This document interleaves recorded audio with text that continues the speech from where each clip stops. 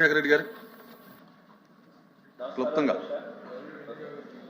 ఈ contract employees regularisation గురించి అధ్యక్ష, సుమారు 20 సంవత్సరాల నుంచి మన రాష్ట్రంలో కాంట్రాక్ట్ ఉద్యోగస్తులు చాలీచాలని జీతాలతో, భద్రత లేని ఉద్యోగాలతో, రెగ్యులర్ ఉద్యోగస్తులను మించిన పనిభారంతో అనేక డిపార్ట్మెంట్లో పనిచేస్తూ ఉన్నారు అధ్యక్ష.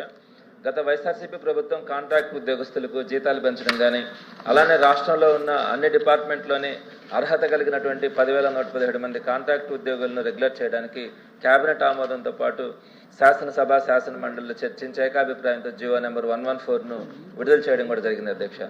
ఈ జీవో విడుదల తర్వాత కొన్ని డిపార్ట్మెంట్స్లోని కాంట్రాక్ట్ ఉద్యోగులను వెంటనే రెగ్యులర్ చేయడం కూడా జరిగింది అధ్యక్ష. వారు ప్రస్తుతం రెగ్యులర్ ఉద్యోగస్తులుగా కొనసాగుతూ ఉన్నారు.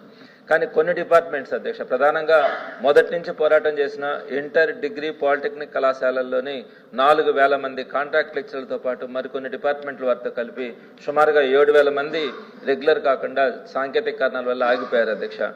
వారు 20 సంవత్సరాల నుంచి చేస్తున్న సేవలను పరిగణలోకి తీసుకొని ప్రక్రియ అంతా పూర్తయిన ఆ మిగిలిన కాంట్రాక్ట్ ఉద్యోగస్తులందరినీ రెగ్యులర్ చేస్తారని తమరి ద్వారా ప్రభుత్వానికి విజ్ఞప్తి చేస్తా ఉన్నాను అధ్యక్ష. అలానే కాంట్రాక్ట్ లెక్చరర్లు 12 నెలల పాటు విధులు నిర్వహిస్తూ ఉన్నారు అధ్యక్ష. కానీ గడిచిన 2 సంవత్సరాలుగా కేవలం 11 నెలలు మాత్రమే జీతం ఇస్తూ ఉన్నారు.